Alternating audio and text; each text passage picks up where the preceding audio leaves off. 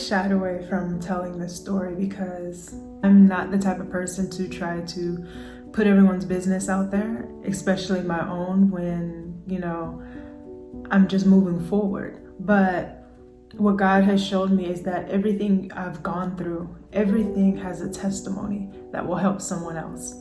And so I am telling it how God has put on my heart to tell it.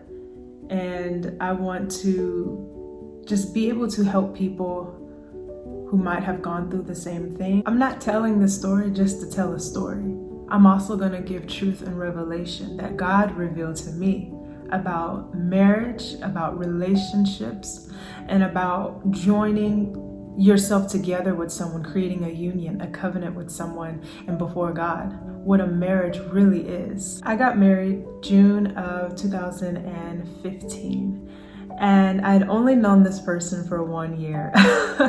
When you're in the military, things move really quickly. But the thing about the military is you get so excited coming straight out of boot camp, and you finally meet someone that you can connect with, that you can vibe with, and so you instantly click and you attach yourself to that person, not even realizing that literally every 3 years you're gonna go to a different place, meet different people. So the mindset of not settling needs to be very strong.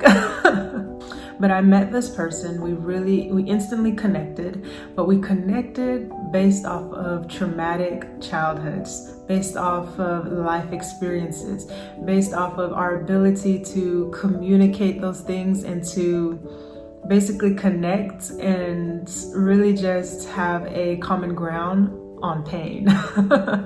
And so it became really easy to connect. Mind you, I had already had a somewhat strong. I was a little baby and, believer of Christ. So I just remember meeting this person. And this was the first time I ever told anyone about my love for God. I always kept that to myself. I never was able to bring it out. And so it really excited me. But I also was able to share my childhood experiences, the things that I've gone through. And then just hearing his, I was just like, wow, very similar, different lives. We went through some crazy stuff, some stuff where we should have just went our separate ways and let life be, but we didn't. We just kept pushing this relationship, and even though everything was against us, saying no, don't push this relationship together, this was only a seasonal thing I needed you to do to help someone. And that's something that I did not recognize, is that sometimes people are seasonal. They are meant for you to help them, for you to direct them, for you to give them your testimony and what God did for you, and kind of help them a little bit. But then after that season, you need to move forward. Don't extend your season. And so we even extended our season. He got stationed in Hawaii, I got stationed in Maryland, and we extended that season, and we kept going with the long distance relationship. He proposed to me a couple of times. Instead of propose, I should have said he just asked me if I would marry him a couple of times. There was never a ring, and he never got on one knee. I said no, because in my mind, I just kept thinking, this isn't right. This isn't what I want. This is not how I want things to go. It just doesn't seem right. But I came from a broken childhood as well, where I did not receive the love that I wanted. And so for someone to finally say that I can love you, I can show you how to love, because I told him, I said, no one can love me like God can love me. And then he said, I can show you that I can love. And in my mind, I've never heard anyone say that to me. So I'm like, wow, let me give this person a chance. Let me settle right here real quick, see what this is about. So, when you're with someone so long, it doesn't matter how much you don't like that person in the beginning. The more you grow together, the more you try to make things work, the more attached you become, and the more you tell your mind, I love this person and I want to be with this person. Even though your heart is saying, get away from this person, you are telling your flesh, stay with this person. And there's a lot of spiritual things that go on around, this attachment, because if you are sexually active with that person, there are strongholds that will bind you to that person as well. And so I was completely unaware of this, just naive, young. I think I met him at 19, and we just bonded. It was a chill bond, but when looking back at it, it was dang, we should have just been friends. So one thing I wanted to do before we got married was, I told him, I said, let's be celibate. I really want to do that. I want to do things right. You know, we started off building a relationship based off of our sexual infatuations for each other. You know, let's start off, you know, doing this right. And so it worked because we were long distance. But then the moment we would come together, it would seem like I could not say no, and I would just give him what he wanted. And I realized that I was always settling. I was always giving someone more of me rather than me valuing me and knowing my worth and knowing who I was and respecting what I wanted also. The night before the wedding, the day before, I pick him up from the airport. I'm so excited at this point. Like, you know, I'm already, you know, I'm in this, like my mind's in this. I talked myself into this, but there was something in me that just kept saying, girl, don't do this. Don't do this. But I took it as, oh, this is a challenge. This is my doubt. I just got to keep pushing through. I got to keep going. But the voice kept saying, this isn't it. Don't do this. But I'm taking it as my doubt, and I keep pushing forward. So the day before the wedding, mind you, I wanted to stay celibate, and I was convinced that it's okay. He waited long enough, and that, you know, we're getting married tomorrow. It's okay to, you know, do the do because we're getting married tomorrow. Like, it doesn't matter. We've done it before. Like, does it matter? But what he didn't realize was that was something that was completely just something I wanted to honor. Like, I had got rid of everything that I wanted to honor God with. And this was something that I was like, I really want to do this right. And, you know, I said no, but eventually I just gave into it. It wasn't like a date rape type thing. It was just like okay, you know, fine, I really want to anyways, but, you know, I'm able to wait. But if you're not, I'll give you what you want because I want to keep this love going. I want to keep what I have going because I don't want to lose anything else. I've lost everything in my life. I don't want to lose anything else. So I kept it going. And I just remember after that feeling like I messed up, feeling like I just felt like I wasn't who God wanted me to be. But wedding was the next day. I had to push all that down and get rid of my doubt and keep it going. So day of the wedding, things did not go the way I wanted it to go. My hair wasn't the way I wanted it to be. Makeup wasn't the way I wanted it to be. I'm rushing, trying to get everything done. Mind you, it's a courthouse wedding. So we go into the courthouse. We're late. Everybody's waiting for us there. We're late. And I just remember saying I do. And one thing that I realized now looking back, like, child, you was young and dumb. As I remember crying, but it wasn't real, like, I'm crying because I'm happy. I'm crying because I'm scared and there's people around me. So let me cry so that they see that I'm not scared, that I'm actually happy, I guess. Crazy things were going on in my mind. I didn't know how to take what was happening. But again, I pushed it all down to become this person that I was not. The more you push down who you are and you let something else rise up, the longer you let that thing rise up, the more you become that person and you become lost and disconnected from who God calls you to be. And that is what was happening to me. I was becoming something that God said, this is not you. But he let me go through all of that. Let me go through the wedding, even though he told me not to do it. I kept going because at the time, I didn't even recognize it was God's voice. I had no idea that God was speaking to me so clearly in those ways. I'm thinking it's just myself. I'm thinking that, my God, I'm getting revelation right now on some things that God told me today. Thank you, Lord. But I'm sitting there like, not even recognizing that God was speaking to me so clearly, and I couldn't recognize his voice. And that told me, looking back, that God was always with me. I look back in days in high school, God gave me dreams and all sorts of things to warn me about a lot of the stuff that was going to happen. But I could not recognize God. I could not understand what he was saying. I did not have that relationship. I was not in my word. I was not praying like I should be. And I was completely blinded. I had blinders on, stuck in a box, and didn't even know it. I'm thinking I'm outside the box and I'm being different from people. Didn't even realize I'm actually in a box. And when you're in a box and you're blinded that there's even a box around you, you can maneuver anywhere you want to go. But there comes a limit when you're supposed to break free and become who you need to be. You can't do that fully because you're in a box and you don't even know who that person is.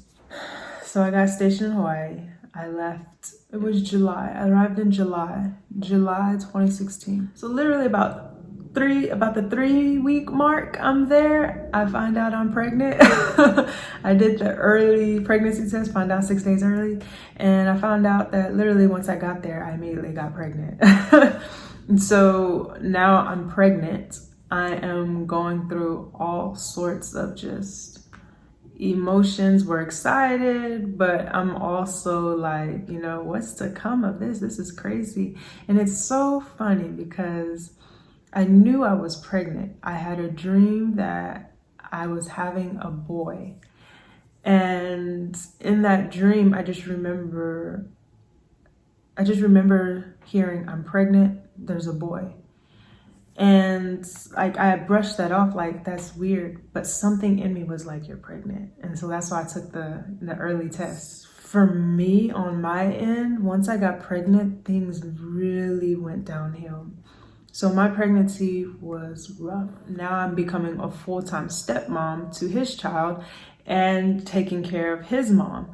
And, it became overwhelming to me. For once in my life, I just wanted peace. For once in my life, I just wanted somebody to love me the way I wanted to be loved. I had a certain way I knew I needed to be loved. I knew I needed to be taken care of, and nothing was ever met. And so I would settle for what I could get. I would settle for what was near me. And, when you're in those type of relationships, your sexual activity becomes all you can really get, that contact from someone. That becomes all you can really get. And if that's all you can really get, it's not really the relationship for you. So now here comes 2018. My son was born in 2017. 2018, we are dealing with his first time going on a real deployment. He's going to Korea. We had met some new friends 2018. And so, things felt like they were getting good. We're hanging out with his new friends and all this stuff. The beginning of 2018, this is where it gets real deep. The beginning of 2018, I had a dream. The first dream I had was I'm holding his hand.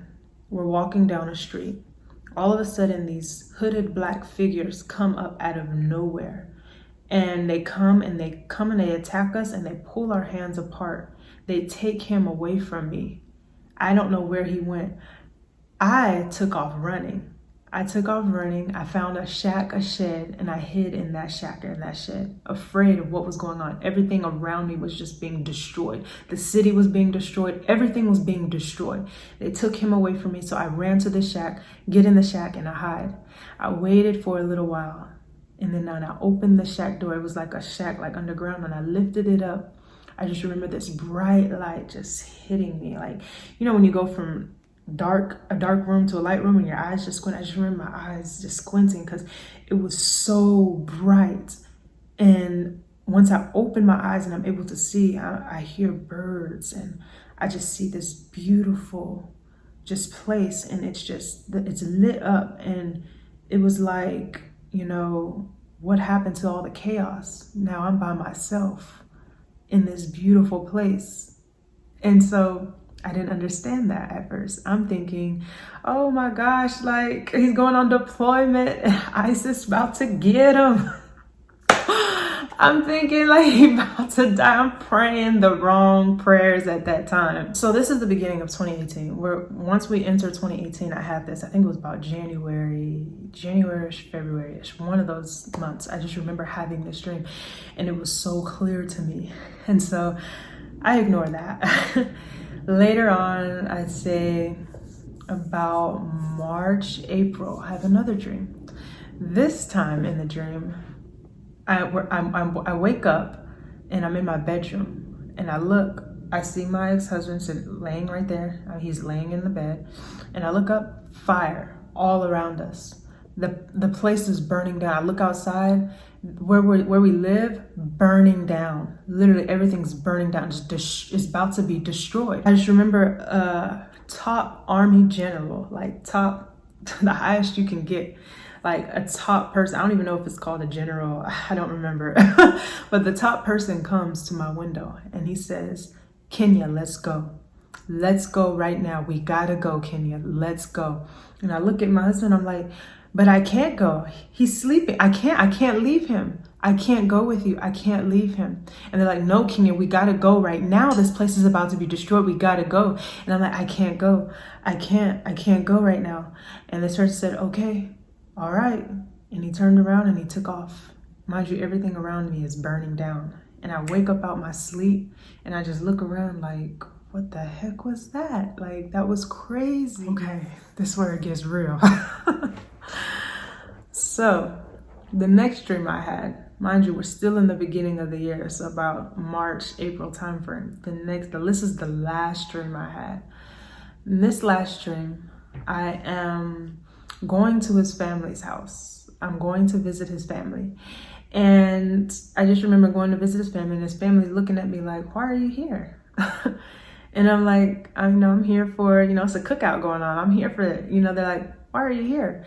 And then I see my husband come up and he comes with this woman, this other woman. She has like this bob type wig. And I just remember like looking and he's like, hey, everybody, this is my new wife. And he looks at me, he's like, what are you doing here? You're not supposed to be here. He's like, I don't want you here. And he's basically like, this is my new wife. What are you doing here? And I just remember feeling like, what? And I woke up out my sleep and that's when I started crying. And I'm like, will you ever leave me? You know how you had them dreams like, will you ever leave me? Like, and he's looking at me like, what is wrong with you? That dream just stuck with me. It stuck with me. All three of them stuck with me. We find out later that year he's going on his first deployment. Mind you, in my mind, like my spirit's already fired up. I don't even know it. There's this woman that he works with and she has a black bob that she wears a lot. I never met or seen this woman until after the dreams. Well after. And I just remember, we're all like, everyone's like cordial. She comes to the house, they hang out. Everybody's hanging out. The guys, some of the girls, they're all hanging out outside the barbecues that we used to have. But I didn't think much of it at the time. I just remember, she was going through her own relationship problems and I was hearing about it and I had nothing against this woman. What I didn't like is if you're going through some relationship problems, don't talk to, my husband's, best friend or one of his close friends. That's just not how you do things. But that was just on my mind. And I didn't really care what she did. So the week before he's leaving, I heard a voice so strongly say, Kenya, I need you to pray.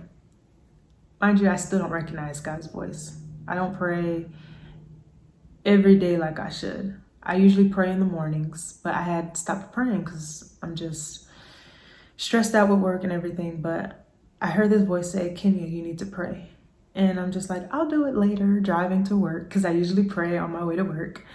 And the next day, Kenya, you need to pray. And I just remember thinking, I shall do, because he's about to leave. I'll do it later. Third day, same thing.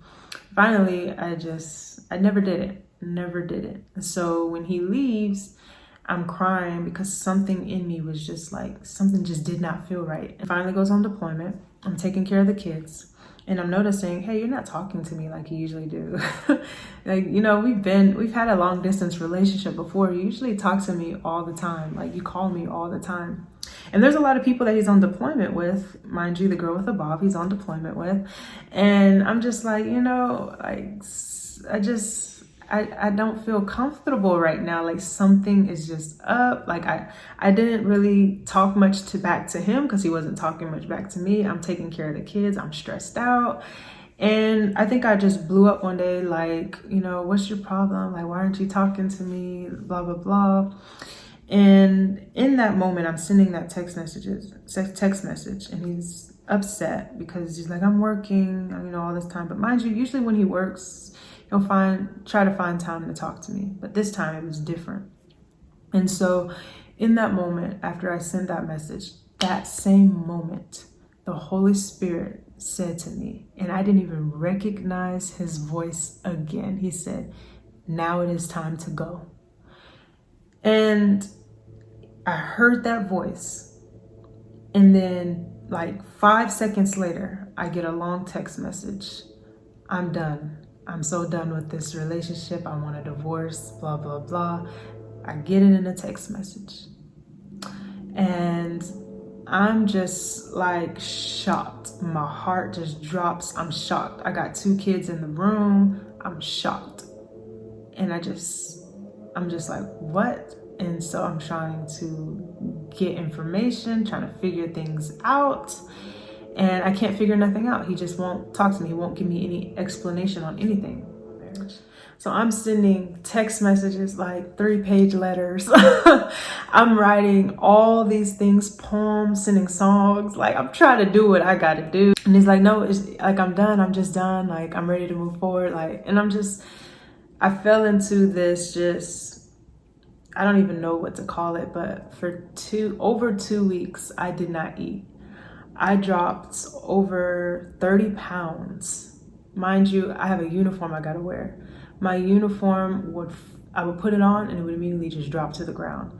And so I had to like tie it with shoestrings. That's how skinny I had got. I had got like, I was thick and I had got skinny. Like, I still have my baby, like I had a baby thickness. And I just dropped like just significant amount of weight. And I'm trying to get him back. I'm trying to do what I need to do. Mind you, he's in Korea.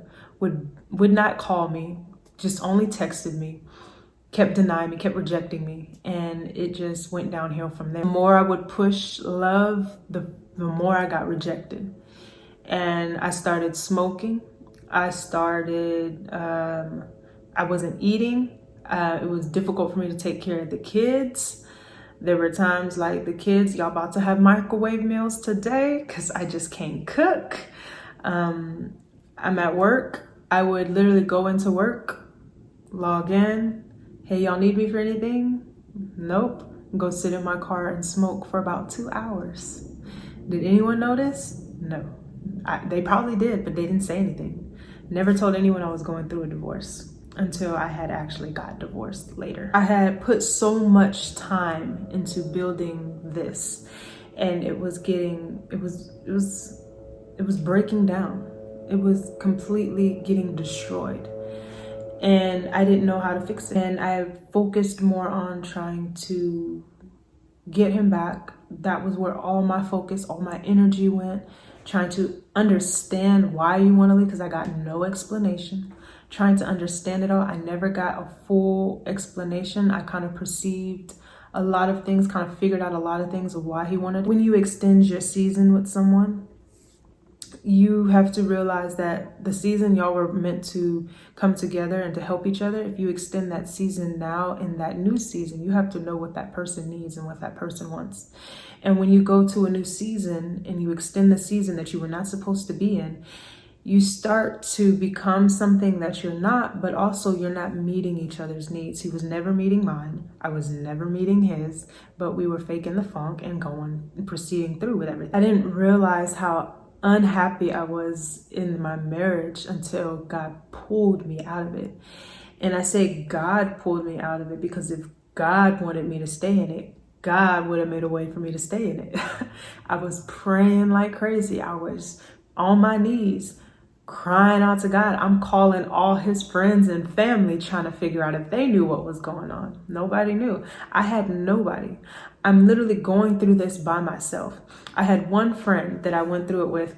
Mind you, she was best friends with the girl with the bob and they weren't best friends anymore because of the situation. And I just remember her always talking to me, like, if you need someone to vent to, talk to me. And I would try to vent to certain people, and she was there for me. Like, at first I didn't really want to tell her everything, but I had nobody. So I talked to her. I would try to talk to some of his friends, which I realized was a bad idea, because why would you talk to someone that they're friends with? They're going to talk to you, but they're also going to go to him, and they're just not your friends. I have nobody. Like, I'm in Hawaii by myself with nobody. And even once my friend came to Hawaii, because she had went to a different duty station for training, when she got back, she really wanted to be in her relationship and work with her relationship. Like, she did not want any parts of what was going on. She just wanted to make sure I was okay and was able to move on effectively. So I thank God for her, because God literally put that one person in my life to help me move forward. And she helped me to not settle for things that would come my way as well. Like, when I was moving homes, I was about to live like in the hood, y'all. And she's like, you're not about to live here. She's like, I'll show you. So we go knock on the door I'm supposed to move into literally like in a week or two. And she's like, go look at it. And I'm like, people live there. She's like, no, go look. And so we knock, and she's like, can we go look at this place? We're about to move into it, and we just want to make sure it's what we want to move into. And this place had mold everywhere, bugs, roaches. Like, mind you, Hawaii is infested with roaches. If you don't know, they have centipedes like this long. Like, it was just crazy nasty. The place was just, junk was everywhere. And I'm literally like, I don't know what to do type thing. And she's like, let's go look at somewhere else. So we went to look at another place, which turned out to be a really luxury place. And it was really nice. And I was just grateful she helped me to not settle, because that's something I did not want to do. During the whole divorce thing, I found out I'm getting a divorce October 2018. He did not come back from Korea until November, Thanksgiving Day. And we all go to a friend's house, and I just remember him acting like nothing was going on, acting like we were not getting a divorce. Like, he did not just say that. And he's drinking, partying with friends, and I'm stressed out, like, what the heck is going on? And so I end up taking a walk, leaving, just smoking, taking a walk, leaving. Like, I could not deal with the stress, the anxiety I was feeling. It was so overwhelming. I felt like I could just drop right there. Like, it was too overwhelming for me. You know what he said to me a few months later? He's like, yeah, Thanksgiving Day was like my last straw, and you walked away, and you were just acting very funny that day. Acting funny that day? We're going through a divorce. You have not really given me a real reason why. I've been here slaving, taking care of the kids by myself, dropped 30 plus pounds, have anxiety and so much going on in my head, and you're out here having a good time drinking. It was too much for me. It was way too much for me. And then things just kept from there. Things got worse and worse. The more I tried to push love, the more I got rejected. It became too much of a hostile environment to be around each other. The first time I recognized God's voice was during my divorce. And I remember being in my car and watching this video and trying to really understand what I should do, because I'm praying, crying out to God, trying to fix everything, and nothing's getting fixed. Nothing's going the way I want it to go. So I asked God, I said, God, what do I do? I watched this video on how to hear God's voice, and I'm trying to figure out, okay, God, what do I do? And so I closed my eyes. I said, Lord, tell me what to do. And I heard a calm voice say, let go. And I'm thinking, okay, now the devil is a lie. I'm not about to waste time. Like, what do I need to do to put this all together? And a voice said, let go. And I just sat there like, all right. And as I started to let go, things got better. And the way that things got better is I started to find myself. I started to, before I would not go anywhere because he would never want to go anywhere with me, like on adventures and things, like exploring Hawaii. And so I started doing that with my son, just exploring life, trying to figure out who I was, what I liked. And it became really fun just figuring out who I was without anybody, who I was by myself. And I enjoyed it. It was uncomfortable, but I enjoyed it because I got to see who I've always wanted to be. And that's how I really started to grow with God and understand that the relationship I was in, I was not who I was supposed to be. A lot of people ask me, how do you hear God's voice? And really, you just have to be open to it. I was never open to God's voice. I had Jesus, but I didn't realize the Holy Spirit was also with me by me accepting Jesus. And you just have to be open. He might tell you things you don't like, that you don't want to hear. But in the midst of chaos, those things that he's telling you is really on the other side. He's going to show you a new part of you, a new person that you wanted to become, the new things that you wanted to create, the things that you found that you tried to do on your own. God is like, on the other side of this chaos is everything that you want. So as I started to let go and just really focus on me, focus on growing, I quit smoking, for one, and I also started getting just a little closer to God, and that's just a little bit closer to God, but not as close as I am now. And I was the one who filed for divorce. You would think that he would be the one to file for divorce, but he would not do it. He would always ask me, you filed for divorce yet? You wouldn't file for divorce yet? And in my mind, I'm like, what is going on? But I remember one day he asked me, hey, did you file for divorce yet? Is our divorce final? The Holy Spirit was like, he's going to be with that woman. And I'm just sitting there like, okay, okay. It really didn't bother me at that point anymore because I already knew what was coming. Do I believe this woman was the cause of our divorce? No. Do I believe she got in between us? No. She just was there to help him through his difficult times, and I leaned more on God and he leaned on a person. And I think that, I pray for them all the time. I pray that God would bless their marriage, that he would help them through anything that they go through. I pray that God would just be with them. And I have nothing against her, never did. But I really just want to see everyone be happy. And if that's what makes you happy, then go do that. Go pursue that. I think we all have an opportunity to pursue the things we love. And if that's what you love, then do that. I think my real issue was tell me just straight up like what this was that we had, because I'm confused. And one thing God told me, he says, sometimes you will never get what you want. You will never get the words that you want. You have to just keep moving forward and trusting God, because people won't always say sorry. People won't always give you the truth. People won't always tell you how they feel. You have to just keep moving and not worrying about what other people think. I had to learn to move forward. No matter how much I thought I wasted time, I realized the first dream I had was God telling me, this is what's about to happen, but you're about to enter into a new beginning that's going to be bright and beautiful in your life. You're going to come alive in it, and everything is just going to be what you wanted it to be. The second dream, I realized God was saying, you need to go.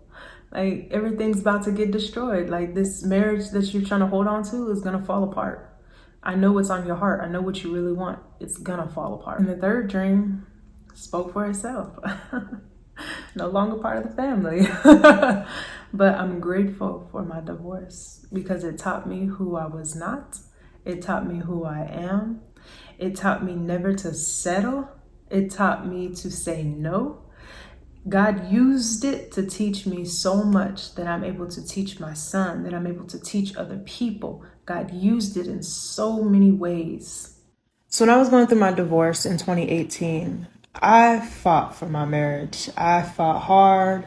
I did what I could. I tried everything. But it was like he was just like, no.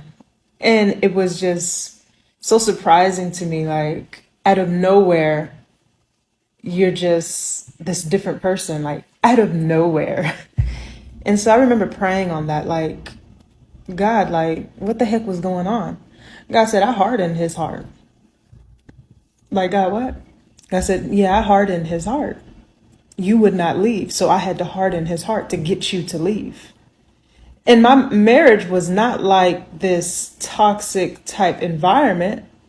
It was just, I was going with the flow, not living in my purpose, not knowing who I was, just doing what I wanted to do and not doing what God needed me to do. So a lot of people thought that I was saying, God said, get a divorce. He was really saying, let go to who you are not and allow me to show you who you are. And I'm just so grateful. Like, just so grateful for what God did for me, because I would have sat in that marriage and got deeper into someone who I was not and never saw my life fulfill the things that I wanted to fulfill that were in my heart. I was going downhill. I rejected so many opportunities that I had before I went to Hawaii just to be in that relationship. So many. And just being free, the freedom from it has never felt so good, because not only do I have freedom, but I have love, I have joy, I have peace of mind. I don't have to worry about how to be happy, because God has shown me how to be happy. God is my joy. I don't have to worry about getting love from people, because God is my source of love. Like, God has done amazing things for me. And I just feel for each and every person who may have gone through a situation that I've gone through, who was not able to get to the level that I have got to experience that joy, experience that love, and to be happy, truly happy. It's just something that you have to let go of. Let go of who you think you are and allow God to tell you who he created you to be, your purpose, your identity. That is who God says you are. Whatever God has for you, let go of what you think is for you and let God tell you who you are. A lot of people were telling me God doesn't like divorce. And in my mind, I'm like, but God, you knew I didn't even want this. You told me not to get in this. Let me tell you something. If it's not a marriage that God brought together, it ain't God's marriage. Because let me tell you how God sees a marriage. If you ever had any sexual relations before you said I do, that was your marriage. It talks about it in the Bible. That's why God says do not have sex with multiple people, because you're defiling yourself. When you say yes to someone, when you unite your body with someone, you were telling God, God, I've united my body with this person. This is who I've chosen to marry. If you recognize in the Bible, when people would get married, they said they brought them into their tent. They went together in the bedroom and they became one. Think about Esther. Before Esther became queen, she had to go through so many treatments and so many things. And then once she went into the king's bedroom, afterwards, she was able to move to where the queens were. So really, a marriage is a spiritual thing that God sees as once you unite your body with someone, then that is who you have decided I want to marry. God is spirit. He sees things spiritually.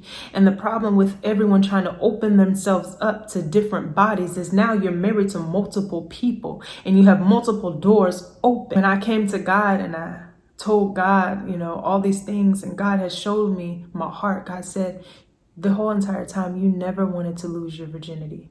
You never wanted to give yourself away to anyone, but you kept being a people pleaser. You could not say no. You kept settling for less. I need to uproot that and take that off of you, and you need to be who I've called you to be. Don't ever settle. And I just remember giving everything to God, and God says, I remember your sin no more. Go and be who I've called you to be. But when God brings something together, God is saying, why would you split it apart?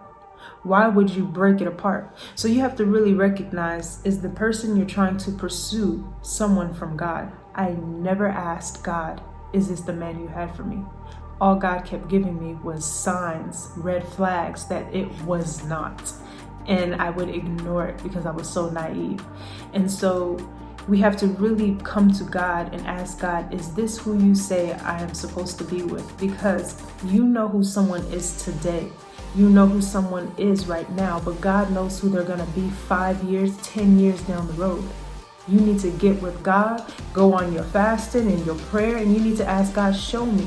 And many times God's not going to give you a yes or no. God is going to show you, is this person meeting your needs? Is this person doing the husband or wife things that you need them to do? Is it take away sex? Take away all of those things. Is this person who they say they are? Can this person go with you from glory to glory when you start going, when you start moving? Can this person be with you in this season and then be someone else that you need in the next season? Can this person grow with you? Can this person sit with you in different seasons? You have to know who someone is. You cannot just bring anybody and everybody into your life. That goes for a spouse, that goes for friendships, that goes for business partners, even colleagues and work people. There's some people you should not even talk to because you don't know what they're about to get you into. And so God has really been working on me with relationships and understanding that part of just having the right people around you, having the right friends around you, knowing that some friends are seasonal and don't extend that season. When God says that season's over, drop them off and leave them where they were at and keep moving. Maybe they'll come back in another season, but when God says that season's over, keep it moving. Don't dwell on the past, move forward. I had to learn the hard way, but I'm glad I learned because I can teach so many people about this. About seasonal things, about how some people think God told me you're supposed to be my husband or wife, and God didn't tell me nothing. Maybe you should get clarification from God, because God is really saying be this person's friend, because this person can help you, this person can guide you, and this person, I'm going to move through this person to help you in your life. And so I think we kind of get mixed up with, there's something significant about you. Maybe I should pursue you as in a relationship. No. You better get clarification from God. But I'm just truly grateful for everything that I've gone through, because I got stronger, I got wiser. I do not settle. That's something that God, in everything, not just people, with opportunities, God says, don't you settle for that opportunity. It's not big enough for you. Don't settle for it.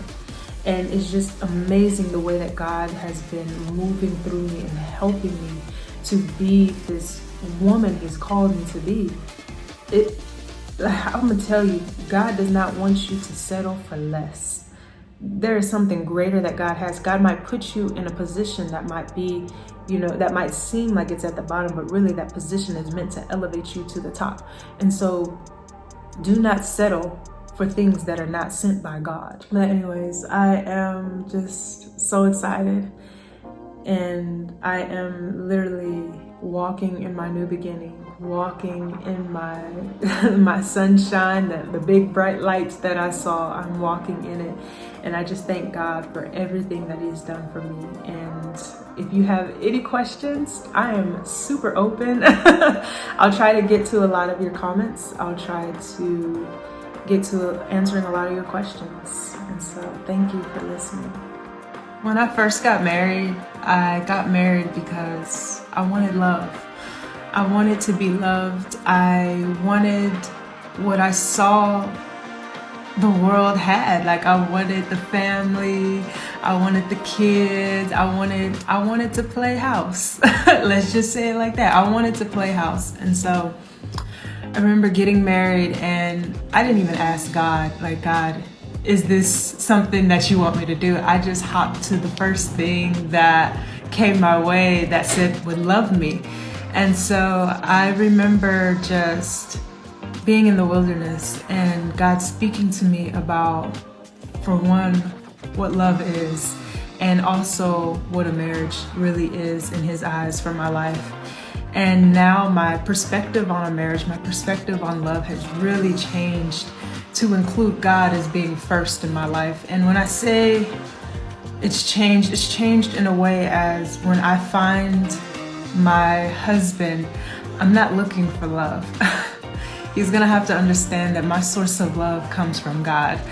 Yes, there will be love. There will be amazing love between us too, but he's going to have to know that God is first. That God is the love of my life. If you decide you want to leave one day, I will know God is with me. God loves me. That is who I need in my life. Number one thing. And two is our marriage is not so we can play house. Our marriage is not so we can have kids and live happily ever after in a big house.